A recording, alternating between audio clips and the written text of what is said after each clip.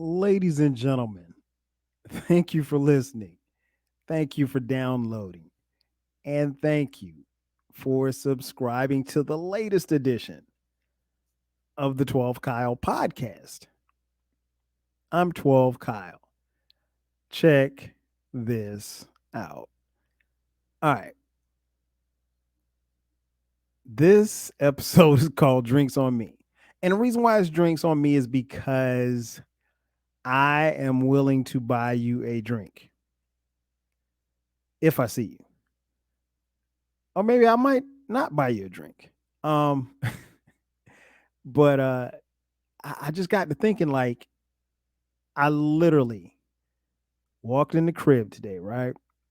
Came from outside, walked in, I'm like, okay, it's the weekend, I'll chill, watch TV, no major plans, watch football, get something to eat. And I happened to look in my cellar thing and I saw a bottle of wine. And I saw the bottle of wine. I was like, wow, that bottle of wine, when did I purchase that? And it dawned on me like, I bought this bottle of wine probably about 4 months ago, and it's still here. Like, I haven't touched it. And that made me want to talk about on this podcast. Like, I've said this before, and it's worth repeating. Like, I'm not much of a drinker. I'm not. Um, that may come as a surprise to some of you, but I'm not much of a drinker. I am strictly what you would call a social drinker. Um, in fact, if you go back to I think it was what my second episode, I think, where I talked about first time I got drunk. That was the only time I got drunk because I've only been drunk before in my life. But I did not start drinking until I was 26, 27. I think I was 27. Yeah. And I'm 49 now. And I know you're thinking, how can a young man go through middle school, high school, college, a black college at that? Shout out to South Carolina State University, and never take a drink? Well, it's pretty simple. I didn't want to. There was never a desire, um, growing up. Like, it just wasn't no desire. Like, I was like, all right, I know I'm cool. Like, I didn't like the smell of beer. I thought beer smelled like goat piss, and and liquor. I just didn't. There was no desire to do it, and so like none through high school, none through college. And I've said this before in the podcast. Like, by the time I got to college, and I played football in college, um, at South Carolina State, I was more like the designated driver because like all of my teammates drank. They drank and they smoked. And for the record, I've never smoked weed before either. Been around mad weed smokers, never buzzed off of contact, nothing. Um, Not bothered by weed smoke. I, I'm I am really, really bothered by cigarette smoke, but that's another story for another day. Um, but yeah, I just never had a desire. It may have something to do with my upbringing. Um, and no, I wasn't in like no religious house. I mean, my parents were together until I was 13, and they drank, but they drank like beer, and my mom drank, my mom drank Miller High Light. My dad, I think he drank like Miller High Light. They were just casual beer. I don't ever recall like seeing wine in my house, growing up. And so, but I will say this. I think maybe subconsciously, I don't even know if it was subconscious. There was never a desire to take a drink.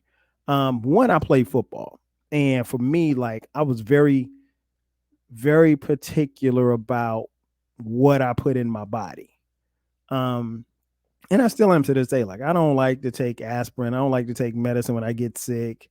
Because I'm not into putting foreign things into my body. And I know I know, aspirin is supposed to help you, and you know, NyQuil is supposed to help you, but NyQuil puts me to sleep. I mean, like it does everybody else. But I don't get headaches. I might get 2 headaches a year. So, I'm not really a heavy aspirin taker. And so I'm not really into putting stuff in my body. So I've kind of viewed alcohol the same way. Like, there was never even when my friends, started drinking or whatever, like there was never a desire like, yo, I gotta get me a drink, or yo, I gotta do this. It was like, no, I'm good. I'm cool. Um, but I think back, like maybe subconsciously, this had something to do with it, given the fact that both of my grandfathers were alcoholics. My maternal and my paternal fathers were both alcoholics. And my maternal grandfather, I was born in 72. Great year, right? And my maternal grandfather, he passed away when I was 1. So like I mean, he saw me, but I don't remember seeing him. And he was um probably by the time I was born and by the time or right before he died, like he was he was down bad, as far as booze was concerned. Like he would literally, I heard these stories about how my grandfather would literally get um he worked on the railroad.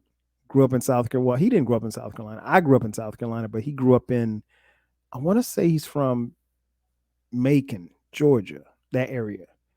And it's kind of weird because he was an only child. And back then you wouldn't have, it's kind of odd that you would have just one black kid, but I don't know. Maybe my great grandparents just didn't want to bring him up, multiple kids up in this crazy world, in that crazy world, if you will.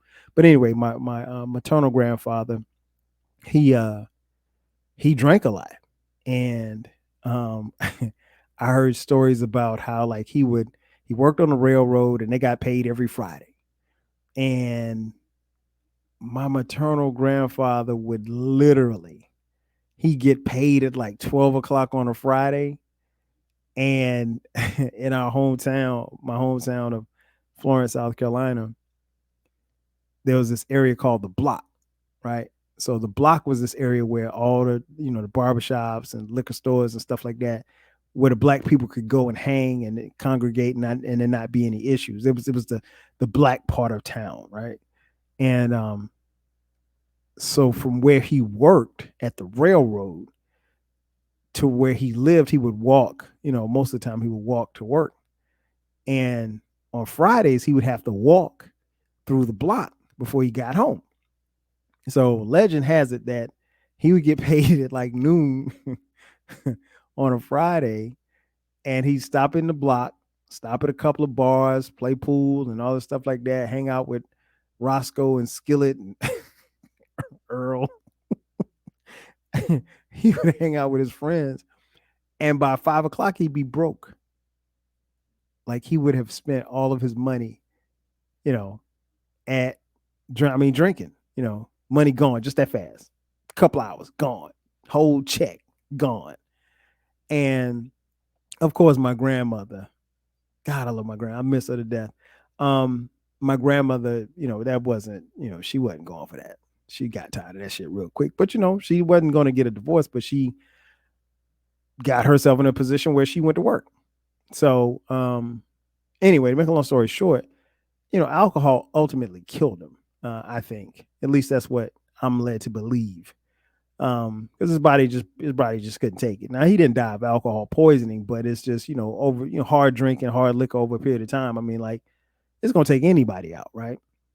So I knew that, and then my paternal grandfather, um, he drank heavily too. Now my paternal grandfather I never met. I talked to him twice on the phone, and what was weird was he and my grandmother, they actually got a divorce.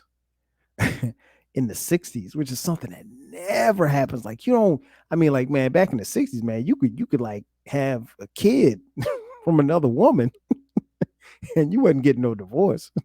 They was gonna stick with you, especially. But and this wasn't even the South; they were in the North. So my dad grew up in New Jersey. My mom grew up in South Carolina. Um, and they met in New Jersey, got married in New Jersey. And I was born in New Jersey. We lived in New Jersey, and then we moved to South Carolina.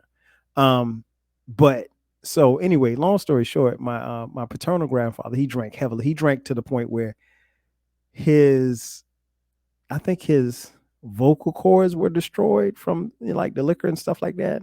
My dad told me the story years ago. I can't remember how the story goes, but anyway, let's just say he lost his vocal cords from excessive drinking, and he had like that little voice box thing and talk like that. I probably should have done that, but I was trying to bring home the point. But anyway, I only talked to him twice on the phone, and I remember that voice box scared the shit out of me. He was like, "Hey, grandson, this is your granddaddy. How you doing? You doing all right? I saw the pictures. You're a handsome young man." I'm like, dude, I don't know you, but I mean, you scaring the shit out of me. But anyway, um, so yeah, he passed away when I was in college, and I don't know. Maybe he had been. I don't. I think he had stopped drinking. Then he went back to drinking, but he was older, and he eventually succumbed to just years of heavy drinking.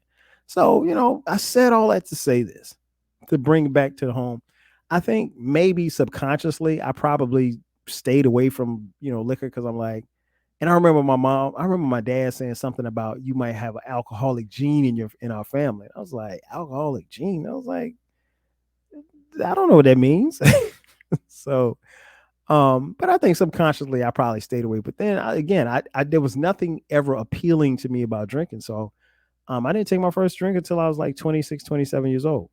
And I remember my first drink. My first drink was a Tom Collins. And it was good. It was good. It was, so I started off on the fruity drinks, and, the sweet drinks and stuff. So um those are I mean, maybe next time I go to a bar, I might order a Tom. Do they still make Tom Collins? They still make them? I don't know. I guess they probably could if I asked for one.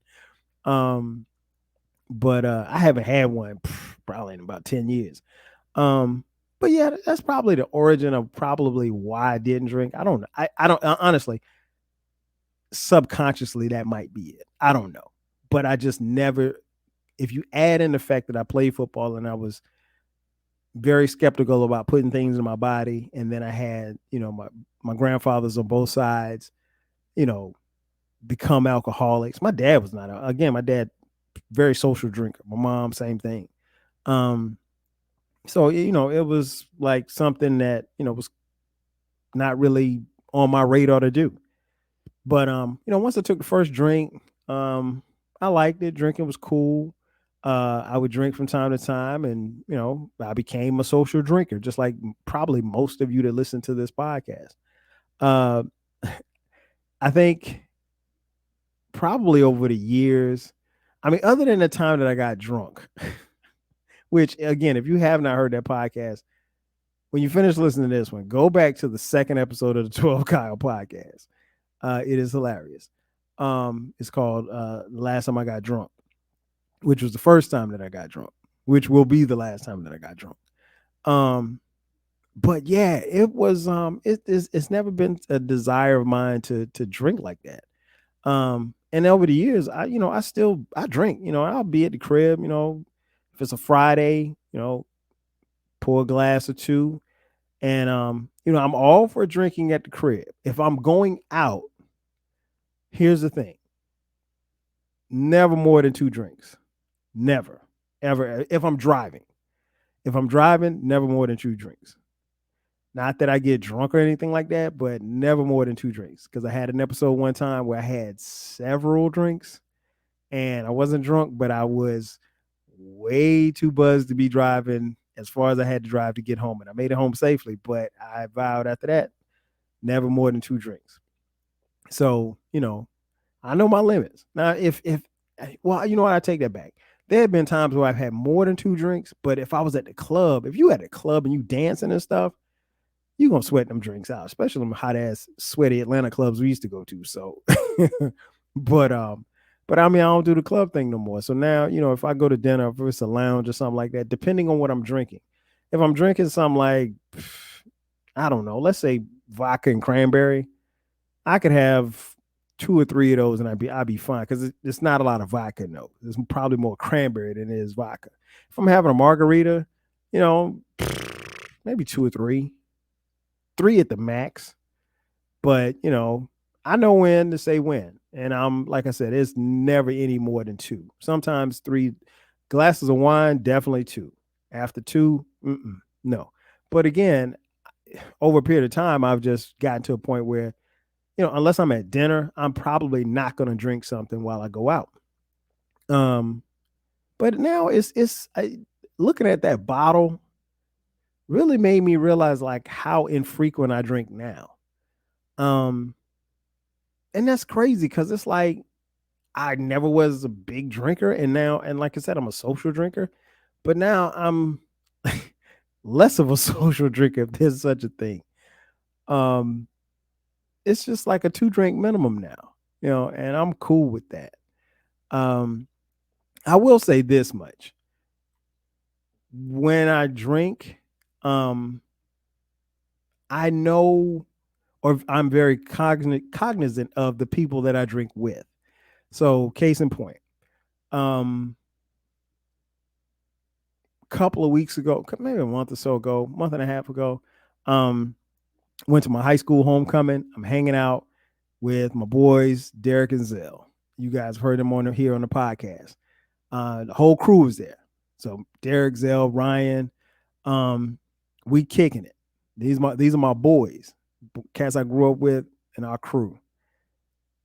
I know how much I need to drink around them because they drink more than me. So I have to kind of pace myself. So I didn't even I don't even think I drank that much that weekend. I think I had like two drinks.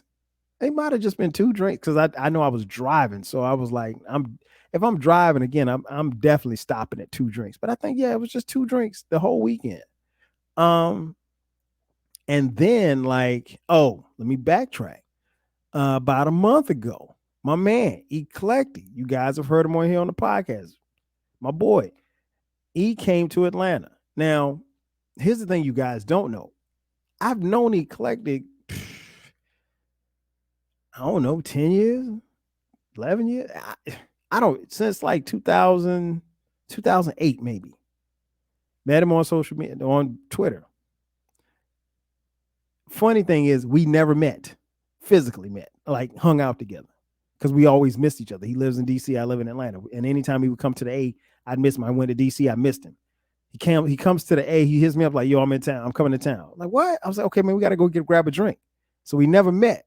So then me, him, and his homeboy DeMarco, we go out, we go get some drinks. So we dap up, everything's cool, we having a good time, and we're drinking. Know your personnel. I know Eclectic can drink. And I know I had to drive home. Eclectic didn't have far to get back to his hotel. So I knew that how many drinks did I have that night? I think I had three that night. We had two at the, I had one at the bar, no, two at the bar, and then I had one at the restaurant. So yeah, I had three. So I was good. But like if and when, I ain't gonna say if, when I go to DC and I'm gonna hang out with him, I'll have to Uber. Cause that dude can drink. And I'm not telling y'all nothing that y'all don't already know. Y'all know he can drink. And he drinks like a champion. Somebody else, my homegirl Shelly Shell. Shelly Shell drinks like a fish. I mean, literally like a fish. And I went to New York City, was hanging out with Shell, and we drank and drank and drank and drank. And I've never drank that much in a day. I'm surprised I didn't get sick. I guess because we were moving around. We literally walked around damn near every street in Manhattan, Lower East Side. But that was what, 7-8 years ago. But just only on occasions like that when I'm hanging out with friends where I'll drink more than normal. But if it's just me at the crib or if it's me at a restaurant or me and my wife at a restaurant, no, it's like two drinks. That's it. So um the the bit of advice I would give you, know your personnel. Know the people that you're drinking with and the people who are drinking around you. Um, but going back to that bottle, I think one thing that I kind of realized is like I'm probably close to quitting drinking. And that sounds strange because like I don't drink enough. I don't drink enough to quit. But I'm probably close to quitting now because like I'll give you an example. Um my wife and I went out, we just went out to this restaurant and I had a couple of margaritas and I was like, all right, well, it was a Friday night. The next morning I was like I was gonna get up, go work out. And I got up the next morning and I was dragging. I mean, like she was fine. I mean, she had like four drinks. I was off of two margaritas. I was dragging. Like I was dragging through my workout. I wasn't drunk or anything. I wasn't hungover, but it was like, it took me forever to get through the workout. And I was like, how do people drink and like work? And she worked out at home. She worked out at home. I went to the gym. She worked out at home and she did a little hit cycle and all stuff like that. And I'm like, why am I dragging through this? I'm barely lifting the weights. And I got on the bike and the bike was like, felt like I was dragging a truck behind me. I was like, no. So I don't know. I mean, like, I don't know. It's just and I've never been the person, how someone can go to work and come home. Oh, I need a beer. I'll go in the refrigerator and open up a beer and sit on the couch and drink a beer like Homer Simpson. That's never been me. One, because I don't drink beer, but that's never been me. So like, I think the more and more, time goes by, I just, might stop drinking. And that's just funny to me because I don't drink to begin with. Like I might just go from being a social drinker to just an occasional drinker. Cuz now mostly what I drink is water. Like I had I had I had a Sprite yesterday. And the Sprite I don't drink a lot. I really don't drink a lot of sodas. The Sprite that I had yesterday was just because that was all that was there. So I got a Sprite. I didn't see anything. I got some fast food. I didn't see anything else on the menu. I got a Sprite, right? And so when I drank the Sprite, that I realized like that's the first thing that I've had to drink in like a week and a half that wasn't water. Other than that, it's been water. And so it's like, damn, I know I don't drink sodas, but alcohol and again, the bottle of wine is literally staring at me like, hey, hey, hey, you're not gonna come drink me? And I'm like, no. Like I would have to be in the mood to drink this bottle of wine. It's a nice red bottle of red wine. I'm a big fan of red wine. Um, I'm sure I'll drink it eventually. I mean, holidays are coming, you know. That's a reason to drink, I guess.